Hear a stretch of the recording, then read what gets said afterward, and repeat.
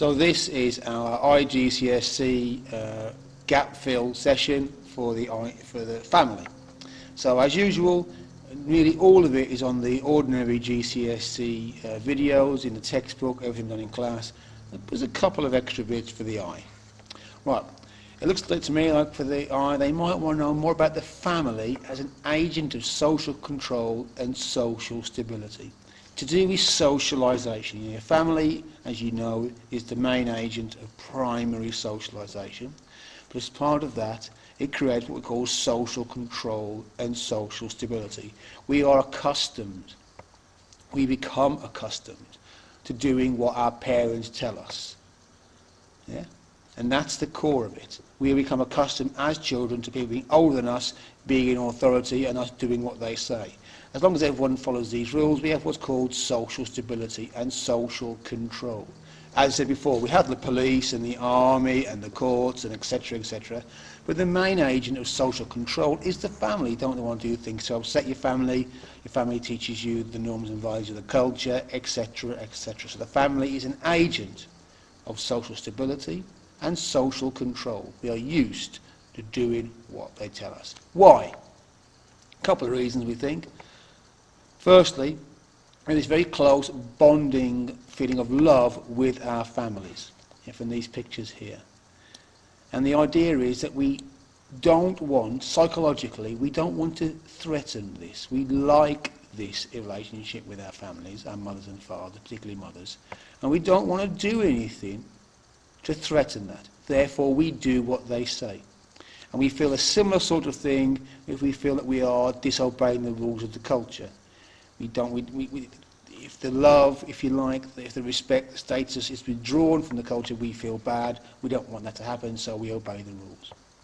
And it's also based, we think, on the idea of helplessness. Babies, young children, are completely helpless and therefore totally reliant on their families. And that makes the bond between a child, a baby and their families, their parents, extremely strong, because the child relies on their family for their very survival. That puts the family in an extremely strong position vis-a-vis them telling you what to do and you doing it. Because ultimately you will die if you don't. So that we think is all about the agent, the family as an agent of social control and social stability. Moving on. How has industrialisation changed families? I mean, to do with economic determinism. How have family structures changed in Britain, all over the world in fact, over the last couple of 100 years? So,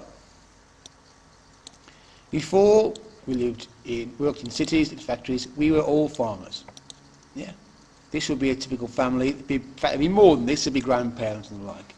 People lived in extended families, because that was the best way to live. Family farms.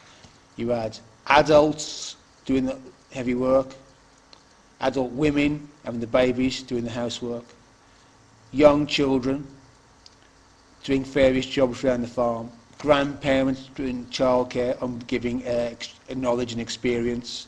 So people lived in extended families in pre-industrial societies because that was the best way to live. Then, in Britain first, we moved to cities. We industrialised. And families didn't change, it turns out. We carried on living in extended families when we first industrialised. No welfare state, no housing benefit, no nothing. People lived in extended families for survival.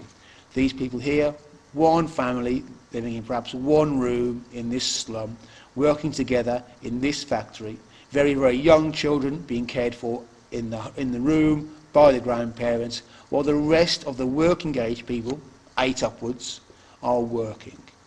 So people, at first, when we first industrialised, we stayed in extended families for survival.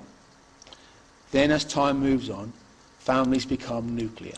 Mum, dad, kids. And again, this is because of economic changes. We have become richer, and therefore we can afford to live in nuclear families. More privacy, people seem to like that. And secondly, of course, Marxists would say the nuclear family suits capitalism. Small units that can move around the country depending on what work is in which part of the country. Large units can't move very easily, small units can. So to a Marxist, the nuclear family again exists to serve capitalism, not because it's nice for us, because it's good for the people who own big business.